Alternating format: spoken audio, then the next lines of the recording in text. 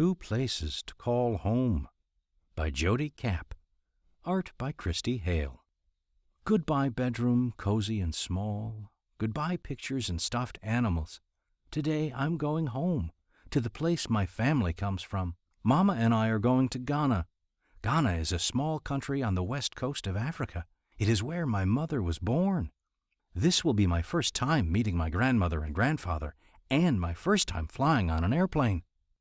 Up we go, sailing high over the Atlantic Ocean. Outside my small window, the bright blue water slowly disappears under a carpet of fluffy white clouds. The airline attendants push carts of pretzels and drinks up and down the tiny aisles. They give us bags of sweet-smelling lotion, eye masks to help us sleep on the long flight, and headphones.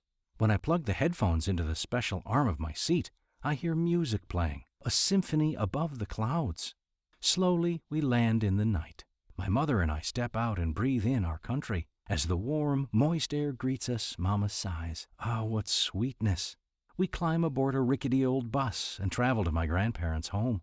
The dust from the road swirls up through the open windows and dances around our heads. Grandfather is waiting for us outside the cattle fence. He calls out to me, "Tall boy, you've grown faster than the trees in my yard." He reaches down and wipes the dust from my sandals. He's wearing an outfit that looks like a dress. It's called a kente cloth. This is a special kind of clothing the people of Ghana wear whenever there's something to celebrate. But it's much more interesting than a suit jacket or a fancy dress. It's a book you wear. Every shape and color on the cloth is chosen to tell a story to those who see it. For my visit, Grandfather has made a special story cloth to wear. He's chosen a pattern of gold squares and black zigzags. In kente, the color gold stands for strength, and black means family. When gold and black are woven together in a dress, they tell all who see it how important the strength of a family is. Grandfather winks at me as I run my hand over the bright cloth. He thinks I'm important, too. Grandmother hears our voices. She rushes out of her round mud hut and greets me with a big bear hug. She spent all morning preparing a welcome meal for us called a TZ, which means hot food. First she ground rice, corn, and peanuts into flour. Then she rolled the flour into little balls and cooked them in boiling water until they thickened like oatmeal that has been left sitting in a pan. She shows me how to dip the balls into a stew of yams, onions, and goat meat. I've never eaten goat meat before. At first, I'm afraid to try it, but I'm glad I do. It has a nice, sweet flavor. The next day, Grandmother buckles me into her little white van, and we head for Accra. Here, there's a big market where she'll sell the plump red tomatoes she's grown in her garden. It's a busy place.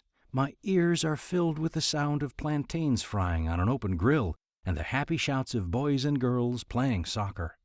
It's fun watching the women with their big hats and baskets weave through the maze of bicycles like brightly colored toy tops. They smile at me and say, "Makie," which means hello. Grandmother takes my hand in hers and swings it back and forth as we walk along. She tells me, "Beautiful boy, we'll remember these moments for many years."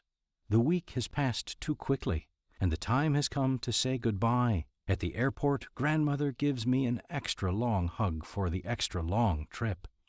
Grandfather kneels down and hands me a small package. It's my very own kente cloth scarf to wear at home.